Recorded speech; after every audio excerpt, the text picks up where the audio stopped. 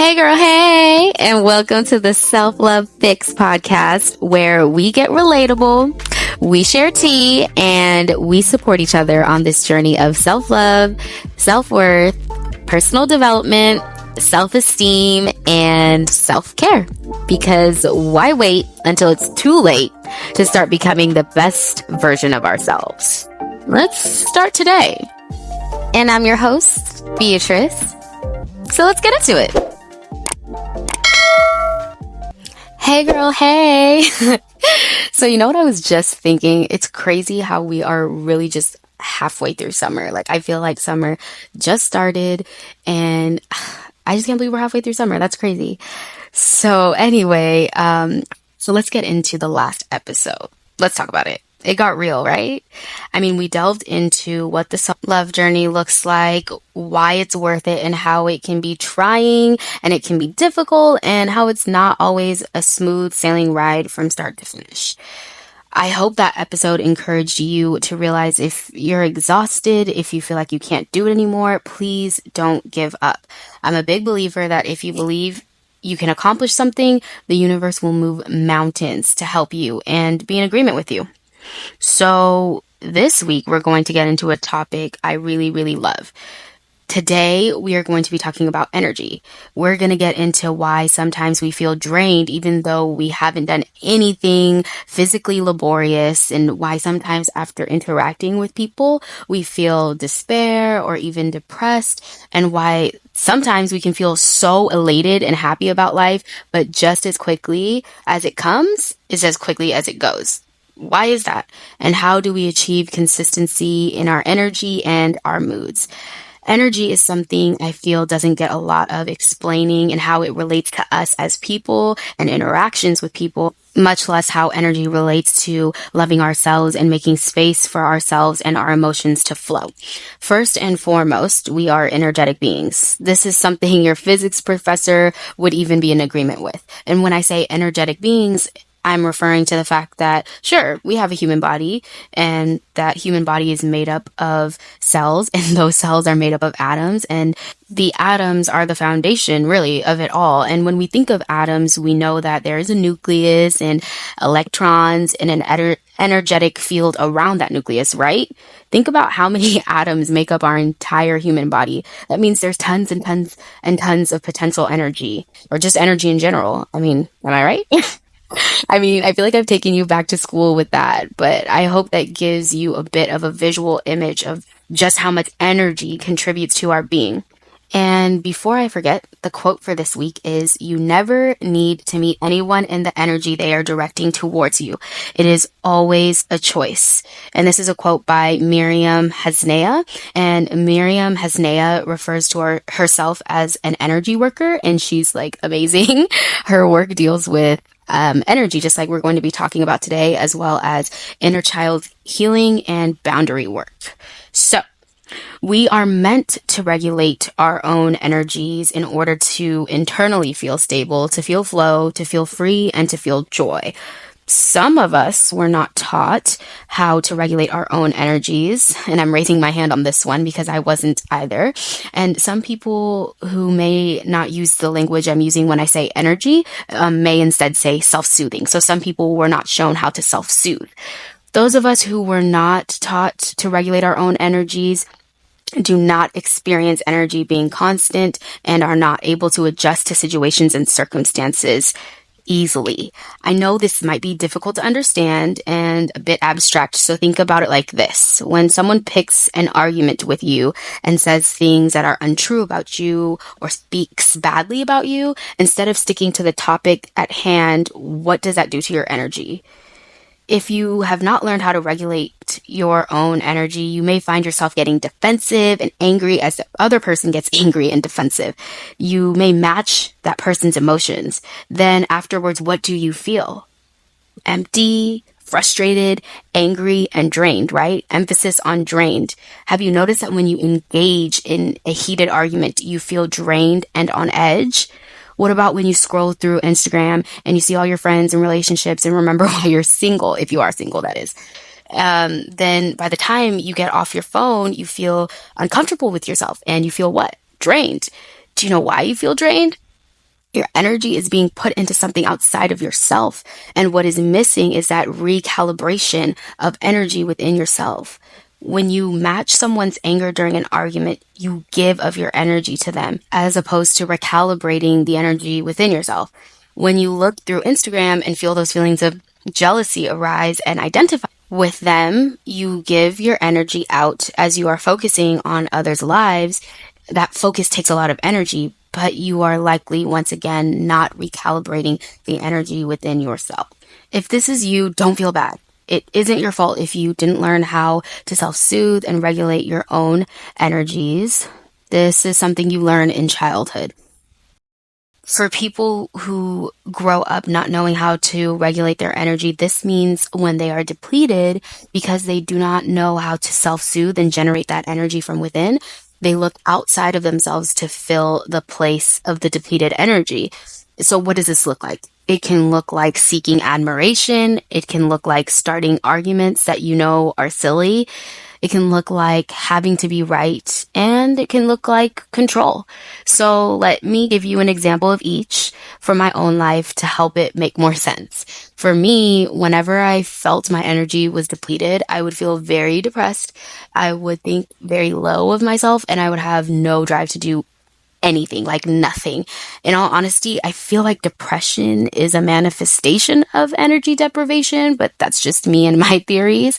So when I would feel like this, I would be so desperate to get out of that state that I would first try and get admiration from someone by maybe texting or dating guys I wasn't really that into, that I knew were into me, just so I could feel desired.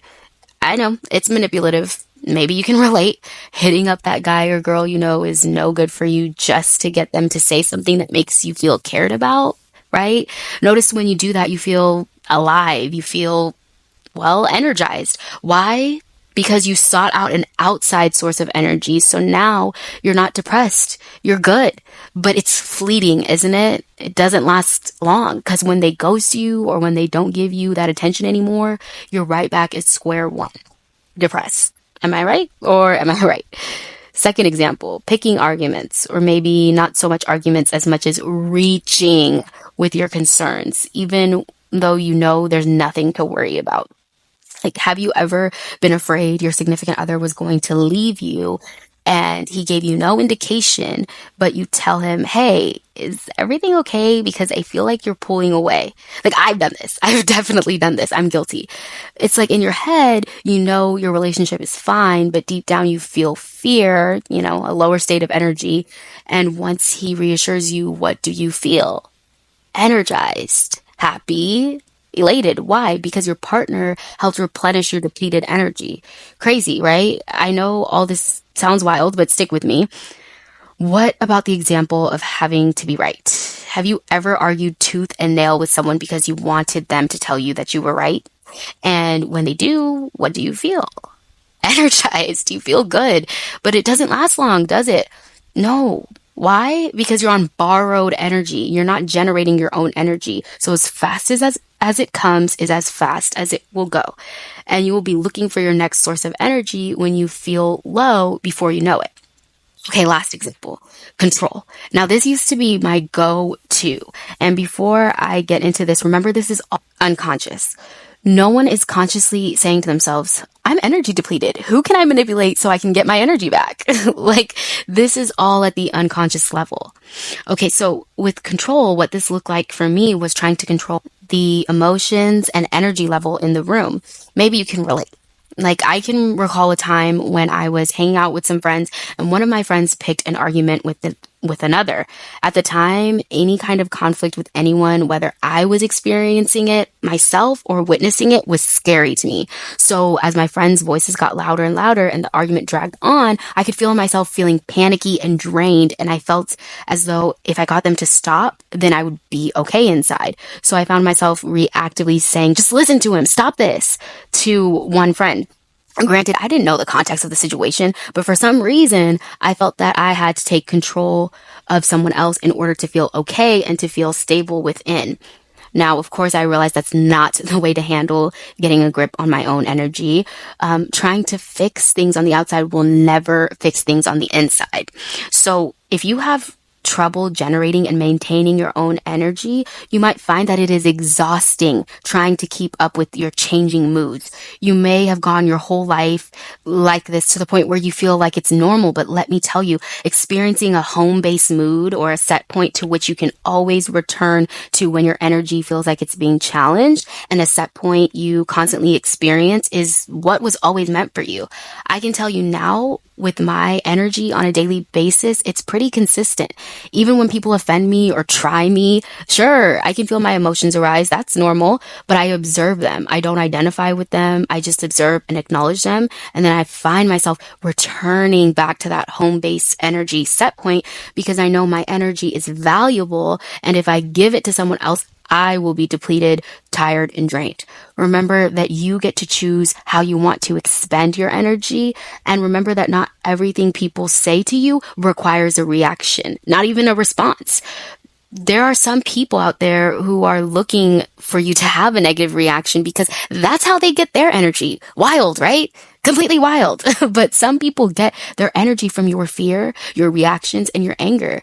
We call these people energy vampires. And I know it sounds cheesy, but I'm sure you can think of a few people who love to argue and love to watch you get frustrated with them. I find it so damn creepy that someone would get joy out of your anger and frustration, but be leery of those kinds of people because as you get drained, they get energized.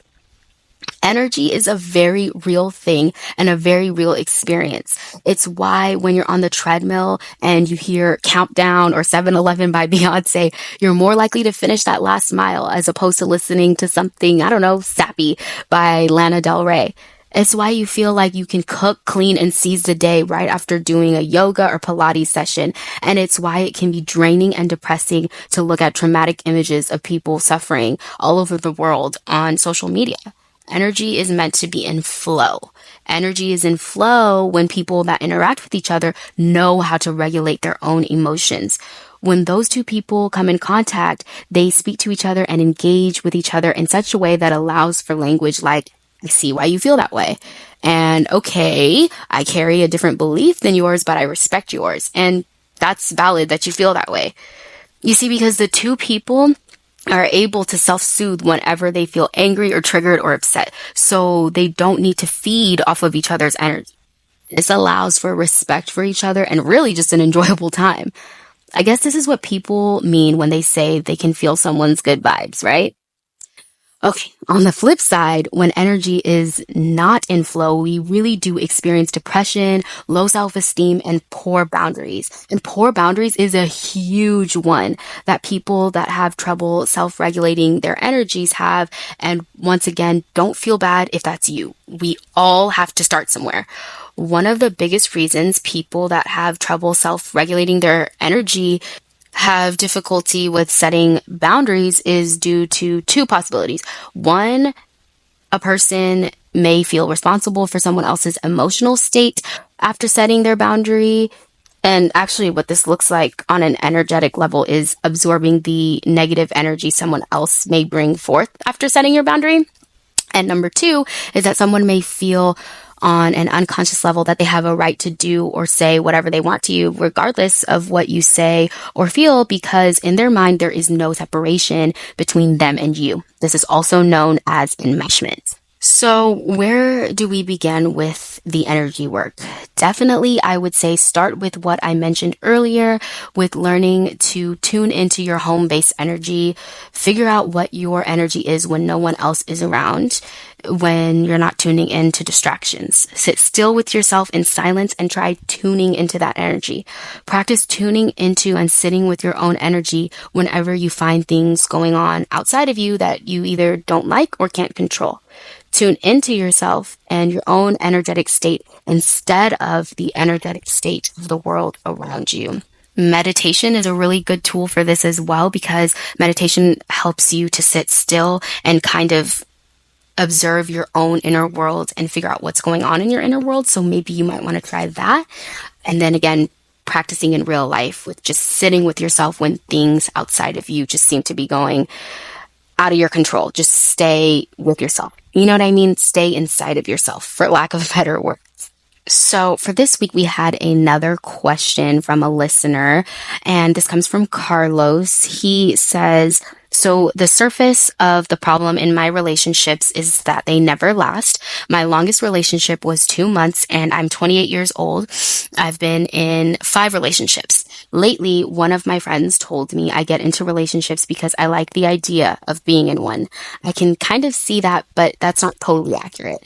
In the 2 years Whoops, I meant in the two early ones, I found myself bored with the relationship within a month or even smothered. My third relationship ended when my boyfriend told me he had cancer and had cheated on me. That's probably the only one I don't like to talk about. My fourth one, I felt smothered, and my fifth one was a nice guy and I gave him a chance, but in the end, I called it quits. He goes on to say, do you have any advice? I don't seem to know how to relationship. What am I doing wrong? So, Carlos, thank you for your question. So, I want to start out by saying I noticed with your first, second, and fourth relationships, you talked about how you felt smothered and bored, and that ended the relationships. And then you also mentioned that the fifth one was a nice guy and you gave him a chance, but then in the end, you called it quits. So, going based on the information you gave me, I have to wonder if you know what kind of person you want to be in a relationship with. And I don't mean kind of our preferences. Like we all say like, oh, I want a tall guy or I want, this, that, and the third, superficial kinds of things. I think we all kind of do that. But I mean going deeper, like even asking yourself, what values do you want that person to have? Asking yourself, what are the red flags or what are the things I won't tolerate so that as they come up, maybe early on in the dating portion of the relationship, you can kind of save yourself some of the maybe disappointment or heartache of continuing a relationship with someone maybe you're not actually interested in.